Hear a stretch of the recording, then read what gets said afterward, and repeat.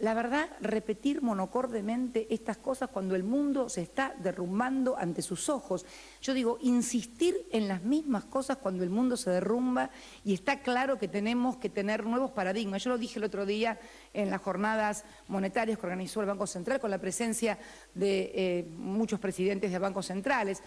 Por suerte tenemos una presidenta del Banco Central que cree en los nuevos paradigmas y no repite monocordemente lo que todavía algunos siguen repitiendo pese a las evidencias. Porque la verdad que uno podría decir antes del 2008, bueno,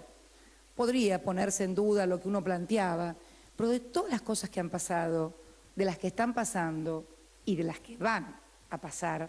seguramente deberíamos extraer la enseñanza de creer en nuestras propias ideas, de saber que no hay posibilidades de crecer si uno no tiene industrias, si uno no genera trabajos, si uno no tiene salarios dignos, si además no tiene educación, la gran inversión que estamos haciendo en educación. Nunca en la Argentina tanto se hizo en materia de educación. Bueno, todo esto y además también la famosa reestructuración de la deuda, por la cual nos calificaron, insultaron y agraviaron durante años. La última vez que estuve en Roma me habían puesto una ratita en la puerta del hotel y un chanchito. Pero bueno, fíjense, en Italia, donde ahora tienen los mismos o peores problemas que los que tuvimos nosotros en el 2001. Entonces, esto no es para alegrarse, simplemente es para que todos hagamos un aprendizaje y ahora sí, fuera de bromas o de chanzas. Yo digo, pensar la Argentina, pensar el país y pensar la economía no como un secreto que pocos puedan descifrar. Y esto lo saben los hombres y las mujeres que están acá, que son los productores, que son los empresarios, que todos los días se levantan y tienen que lidiar con todos los problemas que tiene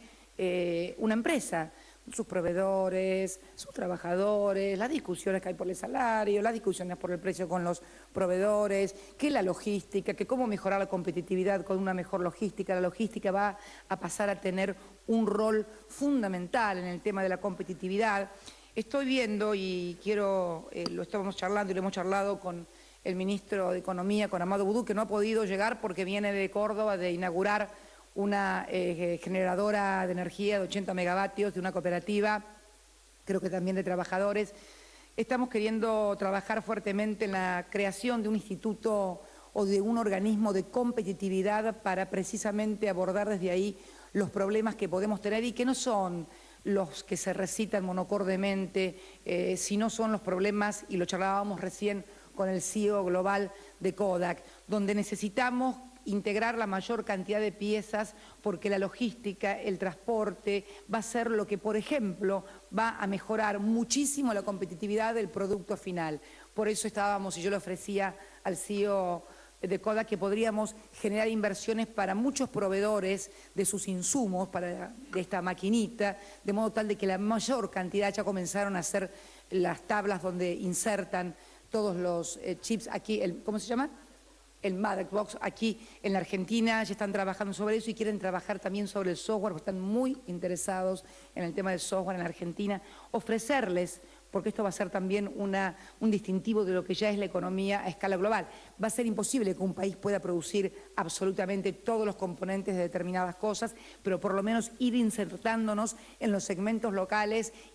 globales, identificando en dónde somos más competitivos a nivel local para esos segmentos globales y financiar eso. En fin, todo esto que hablaba recién, la articulación de lo público y lo privado, hablamos también de la articulación con las universidades, que por fin hemos comenzado a hacer en la República Argentina. Hasta el año 2003 ha habido una disociación absoluta entre las universidades públicas y privadas y el aparato productivo, fundamentalmente entre el sector público de universidades y el aparato productivo empresarial. Es casi como que se temía una contaminación de la universidad con la economía, con la plata, con el dinero, como si las universidades pudieran sostenerse con discursos o sueños nada más. Al contrario, es una retroalimentación muy importante que tenemos que hacer entre el sector público y privado, porque tenemos la suerte de tener una universidad pública y gratuita, y tenemos la suerte también de tener un nivel de educación y preparación en nuestros recursos humanos que nos hacen distintivos en toda la región. Todas estas cosas son las que tenemos que discutir que debatir, que articular para dar el tema, la gran lucha por la competitividad, que yo creo que esta es lo que viene ahora. Si en algún momento tuvimos la lucha de la generación del empleo, la generación de instalar la convicción en la sociedad que había que volver a producir y a trabajar, ya todos están convencidos que hay que agregar valor para poder tener mayor rentabilidad. Que con ser alguien que solamente exporta cosas primarias no basta, porque eso es un país para muy pocos, que necesitamos meter mucho valor agregado y además porque sabemos que las demandas mundiales tampoco van a dar abasto a esa demanda con lo que se produce primariamente, con lo cual el agregado de valor científico, sintético, inclusive a nivel de alimentación, va a ser una de las claves del siglo XXI. Yo lo decía el otro día en el Instituto Leloir. Sí, en la última mitad, fundamentalmente los últimos 25 años del siglo pasado, la riqueza se hizo desde las finanzas. En el siglo XXI la riqueza se va a hacer del que tenga mayor conocimiento y pueda agregar ese conocimiento científico a mayor y mejor producción de bienes, desde la tecnología, desde el software, desde el medicamento de los laboratorios, desde los alimentos, que tampoco van a alcanzar, aunque cultivemos toda el planeta, no alcanza para poder alimentar lo que van a ser las demandas del mundo. Entonces, creo que el desafío es tan importante y ese desafío tiene que ser conjunto entre el Estado y los privados, porque ya vimos que no sirvió cuando el Estado omnipotente creyó que todo lo podía y también le fue mal cuando pensaron que solamente el mercado podía decidir y asignar. Así que esto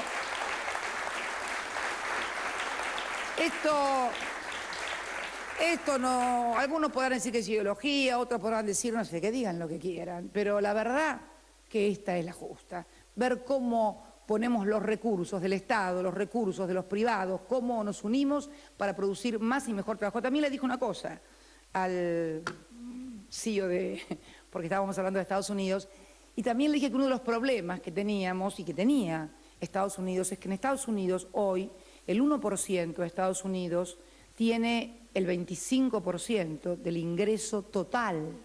de la primera economía del mundo y controla el 40% de esa economía. En tanto que hace apenas 25 años el 12%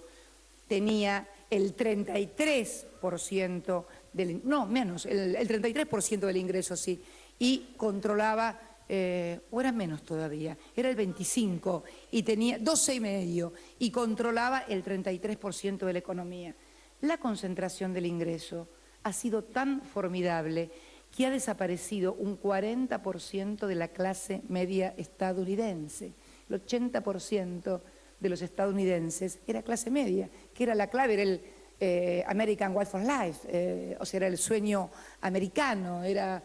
todo el mundo clase media. Bueno, esto, charlábamos recién con él, ha desaparecido. ¿Por qué? Porque ha desaparecido la capacidad de consumo, porque hay un sector que se ha apropiado de la rentabilidad vía salarios o vía desempleo o vía precarización del empleo, de eso. Y yo digo que comer torta es rico y siempre queremos tener la parte más grande cada uno de la torta. Lo que no está mal, es legítimo y hay que luchar para ser el más vivo y quedarse con la parte más grande. No estoy en contra de eso, pero el que se quiera quedar con toda la torta y comérsela solo se va a terminar indigestando, no le va a servir tampoco. Y además seguramente nadie lo va a venir a auxiliar cuando se enferme por la pataleta al hígado que se agarró. Así que con estos ejemplos de la vida cotidiana yo creo que tenemos que aprender y seguir profundizando en esto que estamos haciendo, corrigiendo errores, muchas veces ensayando líneas que hay que corregirlas o dar un pasito atrás si algo está equivocado para luego dar 2 o 3 más adelante. Tener la humildad de saber que no somos infalibles, que podemos equivocarnos y que la virtud no está en errar, sino en hacer y corregir, que ese me parece debe ser el lema, sea público, privado o lo que fuere. Así que muy contenta hoy con las empresas.